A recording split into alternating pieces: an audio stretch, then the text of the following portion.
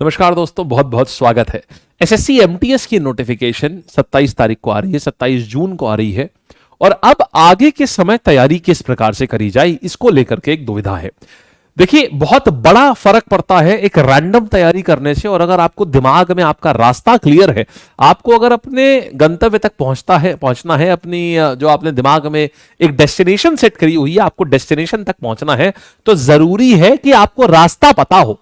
बिना रास्ते के आप सिर्फ बस आप घूमेंगे, आप मुसाफिर ही रहेंगे, आप कभी उस गंतव्य के ऊपर पहुंचेंगे नहीं। तो हमें मुसाफिर तो बनना नहीं है, जाहिर सी बात है, हमको अपना एग्जाम पहले अटेम्प्ट में हमको क्लियर करना है। तो उसके लिए हमारे दिमाग में एकदम क्लियर कट स्ट्रैटेजी होनी चाहिए और एकदम रेजर शार्प फोकस होना चाहिए।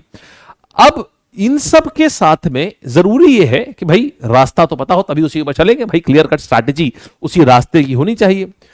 तो अब इस लेक्चर में हम वो पूरी स्ट्रैटेजी ही देखेंगे कि आप क्या करें आगे, जो एसएससी एमटीएस का पेपर है उसके लिए आप क्या करें। देखिए, एमटीएस की खास बात यह है कि इसमें कहने को तो 4 सेक्शन होते हैं, कि इसमें एक क्वांट्स का सेक्शन होता है, एक रीजनिंग का सेक्शन होता है। चल जाओ भाई, तुम क्यों रुक गए।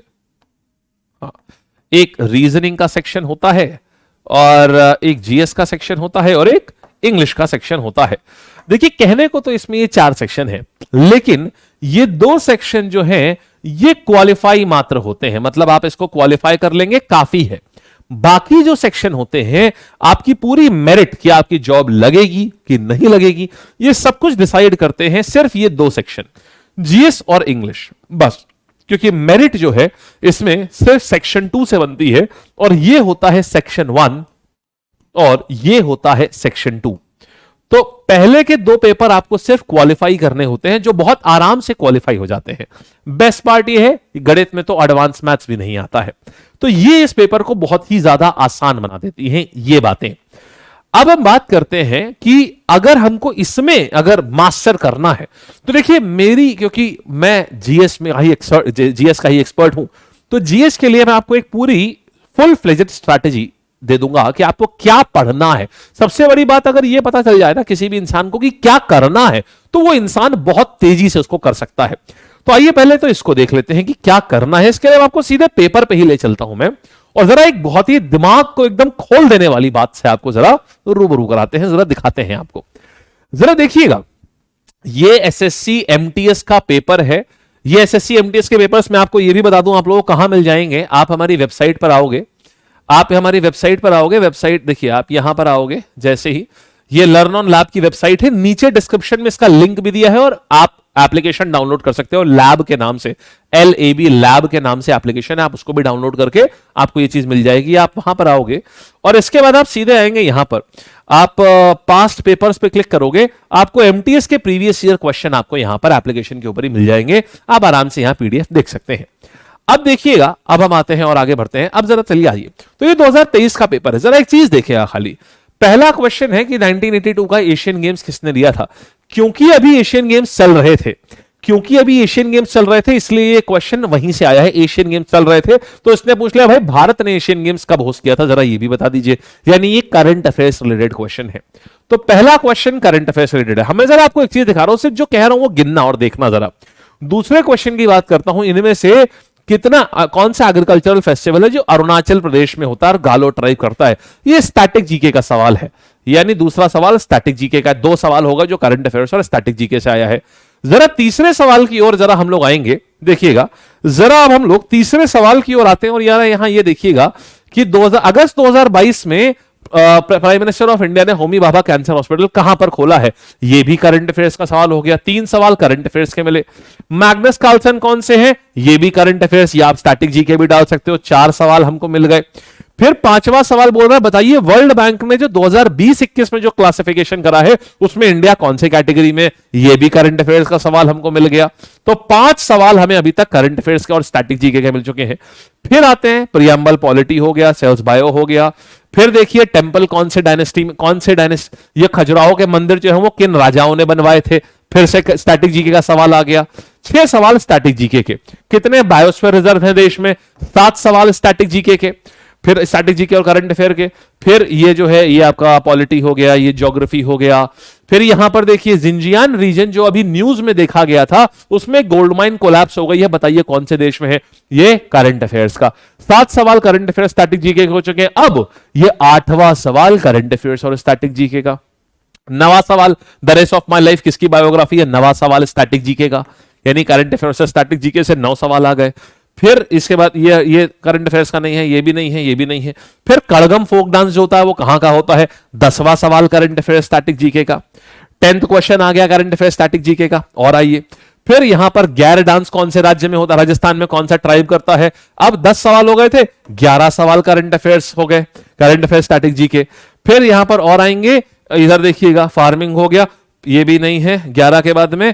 फिर ये इलियास खान बताइए कौन से म्यूजिशियन है, क्या बजाते हैं, 12 सवाल करंट अफेयर्स के हो गए। फिर इसके बाद में यहां पर आइएगा, बजट की बात कर रहे हैं तो 13 सवाल करंट अफेयर्स के हो गए।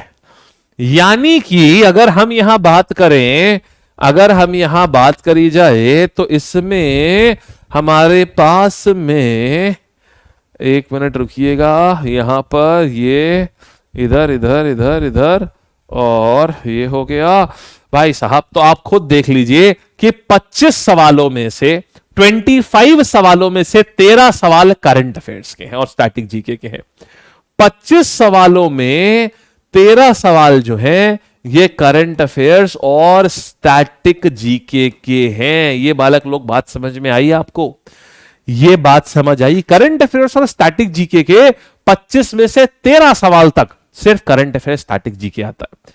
बाकी 7 सब्जेक्ट अपने उठा लो, उससे मिला करके 12 सवाल बनते हैं। यानी अगर किसी ने इन 2 चीजों पे भी ध्यान दे दिया ना, तो भी एकदम दिमाग खुल जाएगा आपका कि आप जो हिस्ट्री में आप रटे पड़े हैं, आप हिस्ट्री में रटे पड़े हैं, इसके बाद आप और बाकी चीजों में आप अपना पॉलिटी रटे पड़े हैं, आप ज्योग्राफी रटे पड़े हैं, आप सारी नदियों के रटे पड़े हैं, सारी नदियों के नाम, उनके बांध सब रटे पड़े हैं। और सवाल में क्या आ रहा है, एग्जाम में क्या आ रहा है, 13 सवाल यहां पर करंट अफेयर स्टैटिक जीके के आपके सामने मैंने पेपर लेकर के दिखाया है।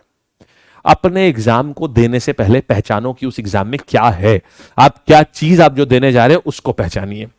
अब आपको बात आती है कि अब आपको क्या करना है, तो ध्यान दीजिए, सबसे पहले आपको क्या तैयारी करनी होगी, सबसे पहले करंट अफेयर, सबसे पहले करंट अफेयर। और ये करंट अफेयर जो है, ये करंट अफेयर्स और स्टैटिक जीके, करंट अफेयर, ये 2 टॉपिक अगर आपने कर लिए तो आपके कम से कम ये 2 टॉपिक 13 सवाल आएंगे, 13 से 14 सवाल आएंगे। आप में से हर आदमी अगर ढंग से इसको कर ले, आप आराम से 10 क्वेश्चन तो आप यहां से सही कर सकते हैं। 10-11 क्वेश्चन आप यहीं से निकाल देंगे। बात समझ आई आपको? 10-11 सवाल आप यहीं से निकाल देंगे करंट अफेयर्स और स्टैटिक जीके से। अब इसके बाद फिर आती है बाकी चीजों की बातें। सोचो ना, 13 सवाल तो सिर्फ 25 में से 13, 50% से ज्यादा तो सिर्फ करंट अफेयर्स और स्टैटिक जीके आता है। 50% से ज्यादा। मेरे बहुत सारे वीडियोस पड़े हुए हैं यूट्यूब पे, आप आराम से स्टैटिक जीके बाय अमन श्रीवास्तव डाल करके आप बेहतरीन लेवल पे आप अपनी स्टैटिक जीके कर सकते हैं। स्टैटिक जीके आपको पूरी कवर करनी है, स्टैटिक जीके का मेरा कोर्स है, आप वहां से कवर कर सकते हैं पूरा स्टैटिक जीके बेहतरीन तरीके से। कंप्लीट स्टैटिक जीके कवर करनी है, आप ब्रह्मास्त्र से कवर कर सकते हैं। ब्रह्मास्त्र आपको हमारे सपोर्ट टीम से पूछेंगे, बता देंगे आपको। ब्रह्मास्त्र हमारा स्टैटिक जीके का बैच होता है। आप यूट्यूब से कवर करनी है, आप यूट्यूब पर सर्च करिए static GK by Aman sir, आपको आराम से स्टैटिक जीके का लेक्चर मिल जाएंगे। आप उनसे पढ़ना शुरू कर दीजिए, आपके हर एक क्वेश्चन ये आंसर कर पाओगे जो अभी यहां पर हो रहा था ना। आप इसमें से आप ये जो स्टैटिक जीके के क्वेश्चन थे, आप आराम से सारे क्वेश्चन आंसर कर पाएंगे आप। तो पहली चीज तो यह है कि इसको खत्म करिए। इसी के साथ साथ मतलब अपनी पढ़ाई को 2 भागों में बांटो।